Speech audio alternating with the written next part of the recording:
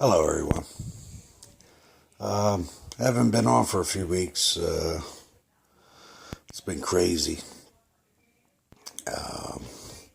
As you know, in Philadelphia, New Jersey, we got hit with a pretty bad storm a couple weeks ago. And I didn't want my mother to stay in Philadelphia. Why me and my brother live in Jersey. We live about 5 minutes apart. So when we got hit with the snowstorm, we brought my mother out to my brother's house and wanted her to stay there during the storm. And so after the storm was done, she wanted to go back home. She loves being at her own house, of course. So I called her and told her I was coming to pick her up. It was around 9 o'clock in the morning. And I told her I was coming to pick her up, and I was going to take her to have breakfast at the diner right near us. And called her, told her I was on my way over to pick her up and take her to breakfast and take her home. And while I was on my way over there, she called me back and said she really wasn't feeling right at all, and she was feeling like she was passing out. So I told her to stay on the phone with me, and I was only a couple minutes away. And next thing I know, she's not responding to me on the phone, and it sounded like she dropped the phone. And so, of course, I stepped on it, and I got to the house within maybe 90 seconds from that time. And when I walked into the house, I found her halfway on the couch, halfway off the couch, and I ran over and I laid her down onto the floor, the rug, and couldn't find a pulse. And I put my ear to her mouth and nose to see if I could hear any respiration, and she wasn't breathing either. Of course, panic set in, and I started performing CPR on her, and at the same time was trying to get in touch with rescue to get there. And I just kept doing the CPR and told her, "Mom, please come back. Don't do this to me right now. There's just so much going on. Please, not."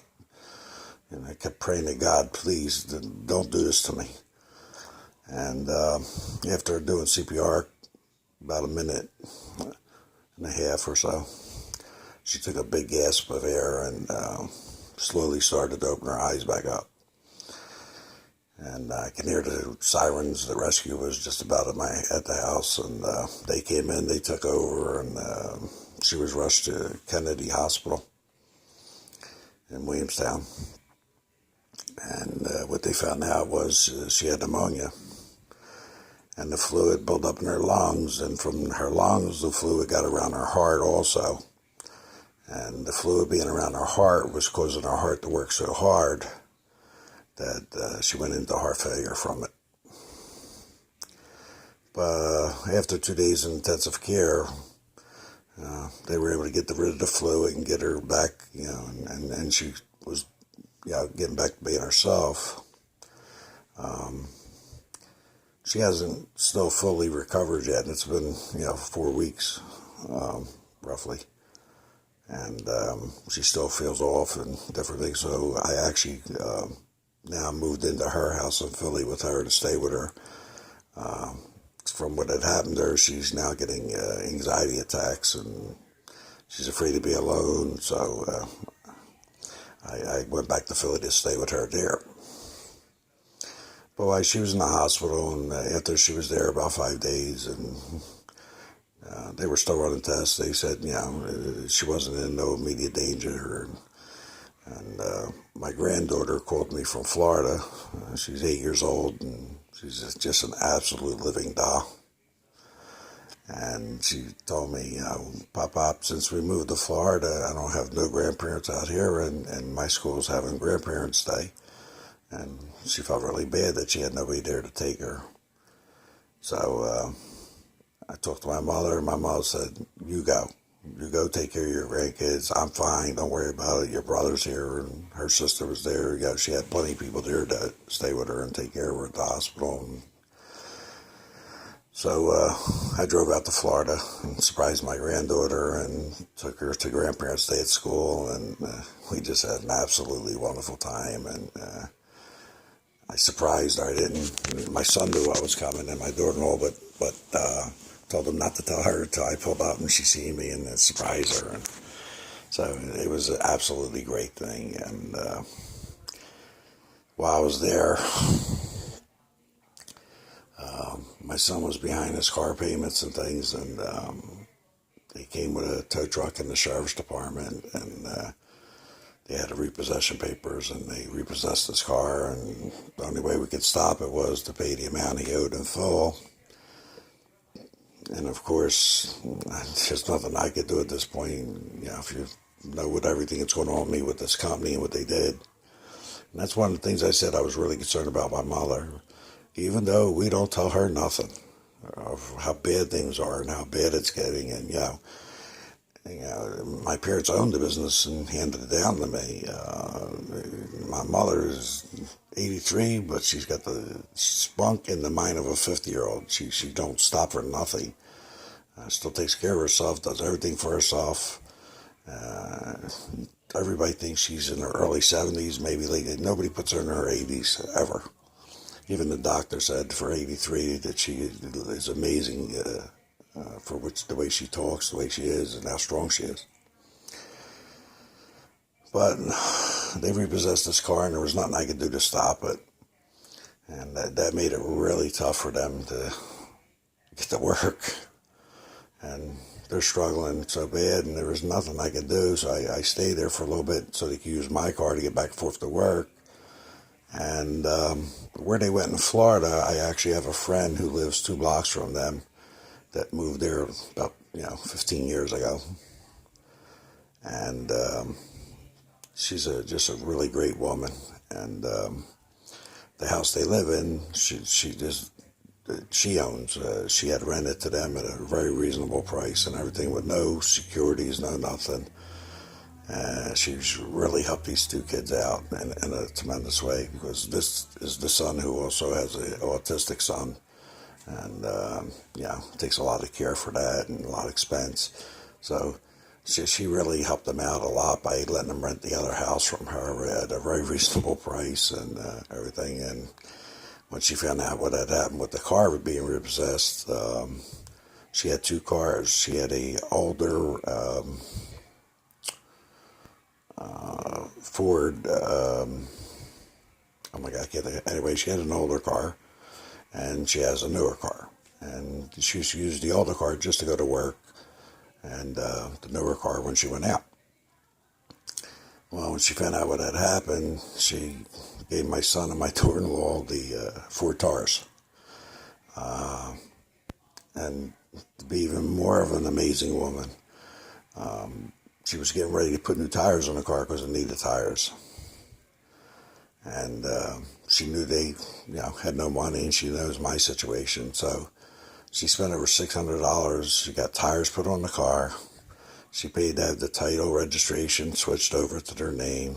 He paid enough for the to get the insurance down caught up and everything. And I just don't know how to thank this woman for everything she's been doing to help my kids. And like I told you before, because of an incident that happened here in Philadelphia, and they tried to use my kids against me to get me to do what they wanted, I moved all my kids out of the Philadelphia, and 2 went well into Jersey, and 1 went to Florida, and that way there I would never have to worry about them trying to use my kids against me again. And but she gave them that car and paid for everything, and it was a great help. And shortly after that, I had to leave because I had to be back up here for February 22nd. Last year, I have two dogs. One's a mini Dachshund, and the other one is a mixed breed, part Shepherd, and I'm going to say part Pit Bull because of the markings. It has the markings like a Pit Bull a little bit with the brown, dark and light brown stripes, which is usually a brindle. But the body and the face and everything else was slender and thin, like a German Shepherd. So And it was a smaller, medium-sized dog. But they had got out, and they went down the street, and a woman that was walking to a young girl that was walking to her car said that the dogs ran up to her unprovoked and bit her on the calf of the back of her leg on the calf. And I really find that absolutely hard to believe, because these dogs were the most affectionate dogs.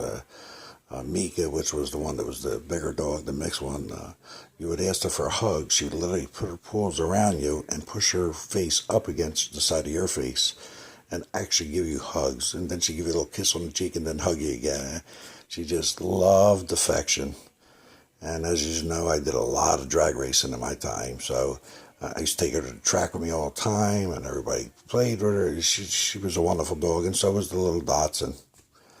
And but this woman made a huge, huge thing out of it. So I had to be back the 22nd of February for a deposition. And when this happened, the township I live in, Monroe Township, Williamstown area, said when this happens, they have to take the dogs and put them in quarantine, and to make sure they have all their shots and everything they're supposed to have. And they've been holding the dogs all this time, as far as I knew. And at the deposition, they brought it out that both dogs were put down and euthanized. And when they told me that at the deposition, I just was like, why would you put my dogs to sleep? And evidently in that township, if your dog bites somebody, it's something they automatically do. The dog gets put down if it bites somebody. And the woman was bit. It wasn't severe. You could see there were some puncture marks, but she didn't need stitches or any major medical or anything. But you could see the dog did bite her leg, and because there was puncture marks, but like I said, didn't even need stitches or anything. But she took it into a level of, now she can't come out of her house. She suffers from PTSD, and she's being treated for depression, and she can't work. She can't take care of her kids, and she's trying to sue me for, I don't know, $300,000. And my insurance only covers up to $100,000, so I don't know what's going to happen. If it goes over the insurance, I guess, well, like I said, I've lost everything, so I don't know what she thinks she's going to get out of me, but it's just a shame, because my lawyer brought up to her a month after this had happened, she went out and bought a dog. And she sat there at the deposition saying how terrified she is of dogs now, and she can't come out of her house because she's afraid there might be another dog out there. And and then my lawyer said, didn't you a month later purchase a dog? She says, well, yeah, but that's my dog. I'm not afraid of my own dog. I'm afraid of other. The whole thing was ridiculous. But because she was bit, they're going to, settle with her.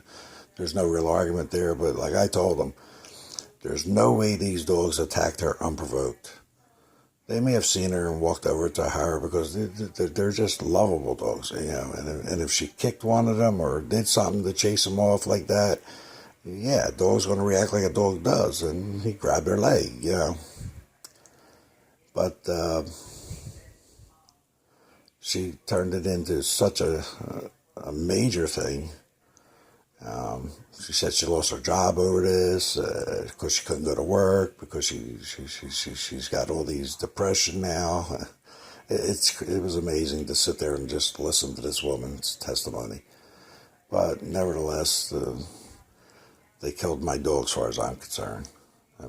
I thought I was going to get the dogs back because they told me they were just going to hold them for quarantine. But instead of that, they put the dogs down. And now I just got to wait to see if this insurance is going to be able to keep the settlement within the insurance, or if it's going to go over that. And like I said, even if it goes over it, she'll get a judgment against me, but I don't know what she thinks she's going to get out of me. You can't get blood out of a stone, and after what this company did to me and my family, they wiped us out. And so yeah, it's really just been a very stressful few weeks to see my mother like that, thinking she died, and until she took that gas from her ear when I was giving her CPR. Yeah, I just kept saying, "Please, Ma, come back. Don't do this, please. God, help me, help me, help me." And then to deal with this, with my dogs being put down and everything. And if you watch my other videos, you'll know I've been under a tremendous amount of stress.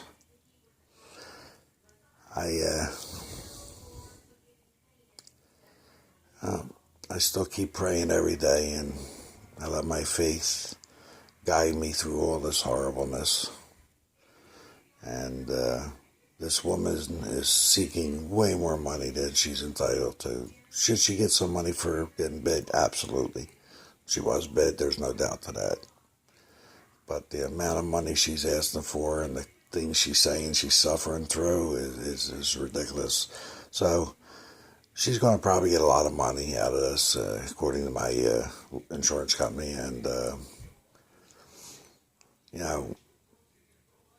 if she deserved that amount of money, I wouldn't say a word. But she's just raking me over the coals. But you know what? That kind of money will never bring you enjoyment. You'll never be able to enjoy that kind of money. So, as far as I'm concerned, karma will eventually kick her back in the ass for what she did. All right, well, as always, I appreciate you listening. And like I said, I really don't have anybody to talk to anymore, so YouTube has been my new best friend. As always, take care of one another. May God bless everybody out there, whichever God you believe in or whatever you don't believe in. I hope you can find some happiness out there. It is just really tough times for many people. All right. Again, thank you for listening, and stay safe.